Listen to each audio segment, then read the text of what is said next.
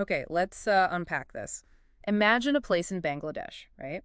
Nestled close to the powerful Padma River. A region our sources describe as, well, brimming with history, tradition, and some really interesting potential. Exactly. We're talking about Shariatpur district. In the material you've shared, this mix of videos and transcripts, it gives us several different kind of lenses to see Shariatpur through. Yeah, glimpses of its ancient past, snapshots of modern stuff, how it's laid out. Even data on who actually lives there. It's Uh, quite a collection. So our mission today, for you listening, is to navigate this stack of sources together We're going to pull out the most compelling bits, connect the dots. and help you get a genuinely clear, sort of nuanced picture of what makes Shariatpur, tick. We'll cover its journey through time, its place on the map, how it's But organized, how to get there, some fascinating spots, cultural bits. and look at the people calling it home. What's really fascinating is seeing how these different pieces, when you put them together. Right. They build a much richer picture than any single source could give you alone. Absolutely.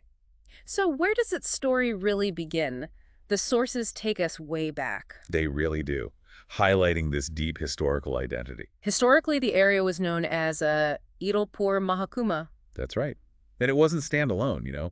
The sources note it was originally part of the greater Madaripur region. And tracing it back even further, the material suggests Idalpur was linked to much older kingdoms. Yeah, specifically mentioning connections to, I believe, the Kotalapara or Chandradwip kingdoms. That link to ancient kingdoms, that tells you something. It really does. It Yeah. shows this wasn't just a new place popping up, but an area with roots stretching deep into the historical layers of the Bengal Delta. It was actually initially part of the larger Bikrampur district too, wasn't it? Yes, that's mentioned. Interesting how these administrative boundaries shift over time, And the sources then detail a pretty significant change later on. following a movement by the local people, apparently. This area was incorporated into Faridpur district as part of Madhopur district way back in 1873. Which kind of points to a real desire for maybe recognition or different governance from the people themselves. Then, fast forward to after Bangladesh gained independence. The sources mentioned a decision in 1976 to carve out a new Mahakuma, specifically from Madhopur's eastern part. Which, as the sources explain, sort of paved the way for it becoming a full district. Right. This administrative reorganization happened under President Hossein Mohammad Ershad. And the dates are quite specific in the material. They are. The announcement came March 7, 1983. And the official inauguration described as auspicious. Yes, that took place on March 1st, 1984. The sources even note the information minister at the time, Nathimuddin Hashem, performed the ceremony. Okay, and what about the name Shariatpur? Where does that come from? Yes. According to the sources, the district was named in honor of Haji Shariatullah. A really significant figure, wasn't he? Absolutely. A leader of the anti-British movement, often called the Faraji movement. So the name itself connects the district directly to that struggle, that history. It does. A powerful link to its identity. It really embeds that sense of historical resistance right into the place's name. Okay, so let's pivot a bit from that deep history. Where does Shariatpur sit today, and how's it organized? Geographically, the material we looked at places it, squarely in the middle region of Bangladesh, part of the Dhaka division. And its size? The total area is noted as just over 1,108 in square kilometers, so 1108.153 to be exact. Okay, and looking at its neighbors, the sources map out its borders pretty clearly. They do. Munchiganj district up north, Champur district to the east, Barisal district south. and Madaripur district to the west. It's positioned right there in a key part of the delta. And inside those borders, the sources detail a specific administrative structure. How's it broken down? It's comprised of 6 upazilas. You can think of those as sub-districts. Okay, 6 upazilas. Plus 7 thanas, 64 union parishads, 93 mahalas, 1,230 villages, and 60 muzos. Wow, that gives you a sense of the kind of layered levels of local administration there. It does. The sources list 5 of the 6 upazilas by name. Shariatpur, Sadar, Noria, Damudya, Gusarhat, and Badarganj. Right. And there was a specific note about one place. Yes, Sakapur, which falls within Badargan upazila. It's apparently been granted the status of a thana. Interesting. Might suggest specific development or population focus there? Could be. And geographically, the sources also mention a branch of the mighty Meghna River flowing through, which is always significant in a delta region. Definitely. Rivers and waterways are clearly important. How does this district connect with the outside world? How do you get there, according to the sources? Well, the sources highlight its connectivity, especially to the capital, Dhaka. Land and water routes. Both, yes. You can reach Shariatpur either way. For road travel, the distance from Dhaka is roughly, what, 85 kilometers? Around that, yeah. And it's also linked by road to its regional neighbors, Madaripur, Birzal, Ferdpur. And the water connections. Still vital, I imagine. Absolutely. The material mentions routes from Naria connecting all the way to Dhaka, Okay.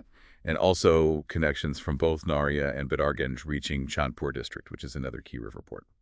So, navigating those roads and waterways, what do the sources tell us about the culture, the economy, the kinds of places you might explore in Shariatpur? The sources paint a picture of a district that seems quite proud of its traditions. Like what?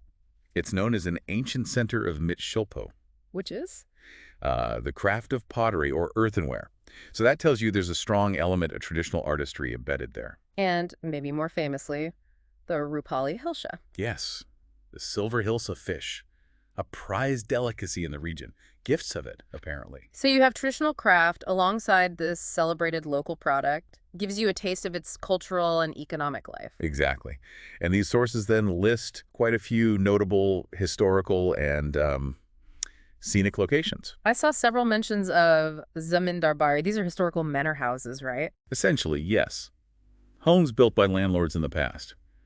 The list includes Kartikpur Zamindar Bari, Lakata Shikdar Bari, Haturia Zamindar Bari, Rudrakar Zamindar Bari, Chagan Zamindar Bari.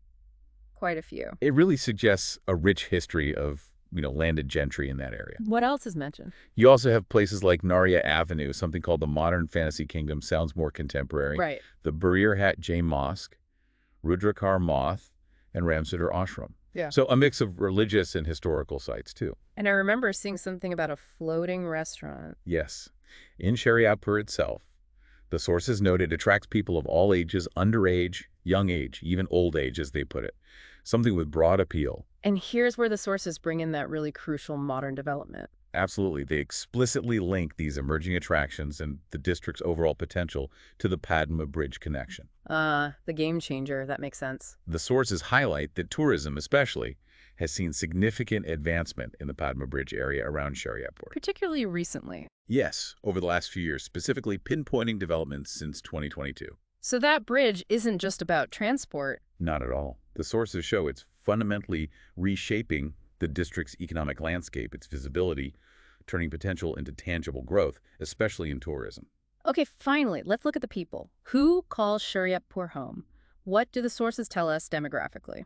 The material gives us population data from the 2022 census, What's the total figure? listed as 12.94 lakh, which translates to 1,294,000 people, And the gender breakdown. approximately 6.21 lakh male Mm-hmm. and 6.72 lakh female, so slightly more women. Interesting. And religion. The percentages provided are quite specific. 96.76% Muslim, Okay. around 3% Hindu, then 0.05% Christian, and a very small percentage, 0.0254%, listed as adhering to other religions. So quite a predominantly Muslim population, but with established minority communities. Is what the data suggests, yes. So by navigating through all these sources, we've really pieced together, I think, a pretty comprehensive picture of Shariatpur district. Definitely. From its ancient connections, the meaning behind its name, Through its geography, how it's administered, how you get there. the glimpses of its culture like Mitshilpo and Rupali Hilsha, its historical sites, and these new attractions really spurred by the Padma Bridge. And of course, a clear demographic snapshot of its people. We've seen how this district sort of balances these elements of deep historical identity, tied to figures like Haji Shariatullah and traditions like pottery. With the really transformative impact of modern infrastructure, especially that Padma Bridge connection since 2022. It's quite a blend. Old roots, new potential. So what does this unique blend, what does it really mean for a place like Shariatpur going forward? Well, that raises a fascinating question, doesn't it? Yeah. For you to think about. How do places like this navigate rapid modernization? Right. How does the influx of tourism, easier access, how does that change the social fabric? Or the practice of traditional crafts? Does it help preserve them? Or do modern influences start to dominate? Considering Shariatpur's journey, it really offers insights into that complex dance between heritage and development, especially in regions undergoing big infrastructural change. That's maybe the thread we hope you'll keep pulling on.